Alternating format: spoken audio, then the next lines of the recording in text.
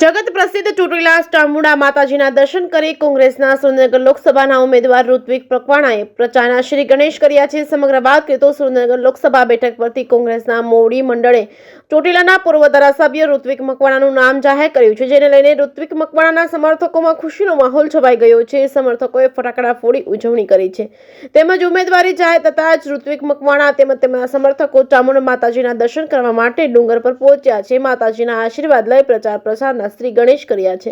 માતાજીના દર્શને આવેલા ઋત્વિક મકવાણાએ જણાવ્યું હતું કે સુરેન્દ્રનગરમાં લોકોને પાણીની તકલીફ છે, મીઠાના અગરિયાઓને પણ મુશ્કેલી પડે છે, ઉપરાંત ખનીજની લીઝ કાયદેસર મળે તેવા તેમના પ્રયાસ રહેશે। મતદારોને અપીલ કરતા તેમણે કહ્યું હતું કે તેમના પરિવાર પર લોકોનો ભરોસો ક્યારે તૂટશે નહીં। આ વખતે લોકસભાની ચૂંટણીમાં પણ લોકોનો સાથ સહકાર મળશે તેવી તેમણે આશા વ્યક્ત કરી છે। જે કેસની ગુજરાતી સાથે મહેશ ઉતરિયા, સુરેન્દ્રનગર। સુરેન્દ્રનગર લોકસભા મત વિસ્તારમાં સૌથી વધારે પીવાના પાણીનો અને ખેતીવાડીના પાણીના અસમાન વહેંચણીના પ્રશ્નો છે। સૌથી પહેલી ઝુંબેશ એ સરકાર દ્વારા ભેદભાવભરી રીતે જે રીતે પાણીનું વિતરણ કરવામાં આવે છે, એ વિતરણ ભેદભાવભરી નીતિના બદલે તમામને સમાન ધોરણે પાણી મળે, અધિકાર પ્રમાણે પાણી મળે, એના માટેની લડત લડીશું। એની સાથે સાથે ખનિજના નિયમોની વિસંગતતાઓને કારણે આ વિસ્તારમાં ખનિજ વ્યવસ્થા સાથે સંકળાયેલા લોકોને ખૂબ જ મુશ્કેલી પડી રહી છે અને વહીવટી તંત્રનો દુરુપયોગ કરી અને ખનિજ વ્યવસાય સાથે સંકળાયેલા લોકોને ખૂબ જ હેરાન પરેશાન કરી અને એ લોકોને દબાવવાનો પ્રયત્ન કરવામાં આવી રહ્યો છે।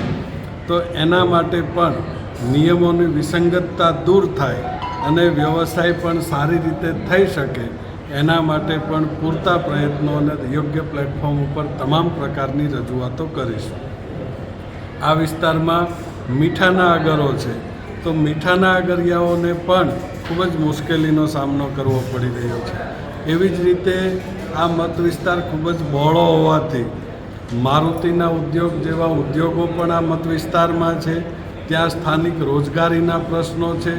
તો બીજી બાજુ ધોલેરા સરના નામે વિશ્વ આખાને આંજી દેવામાં આવ્યું છે, પણ ત્યાં સ્થળ ઉપર કોઈ કામગીરી કરવામાં આવી રહી નથી। તો ધોલેરા મત વિસ્તારની અંદર પણ ત્યાં સરની કામગીરી થાય અને સ્થાનિક લોકોને વધુમાં વધુ રોજગારી મળે, એના માટેના પ્રયત્નો કરીશું। ખૂબ જ બહોળા પ્રમાણમાં વેપારી વર્ગ આ વિસ્તારમાં રહે છે અને જીએસટીના કારણે એ લોકોએ પણ ખૂબ ભોગવું છે અને હજી પણ ઘણી બધી મુશ્કેલીઓ પડી રહી છે।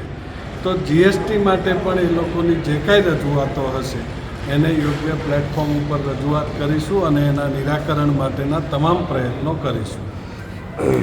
ગુજરાતની અંદર કેટલી સીટ લાવે કોંગ્રેસ એવી તમારી, અને આપણે કેટલા મતે જીતી શકીએ એવી તમારી આશા છે? જો કોણ કેટલી સીટ લાવશે એ તો મતદારો નક્કી કરતા હોય છે।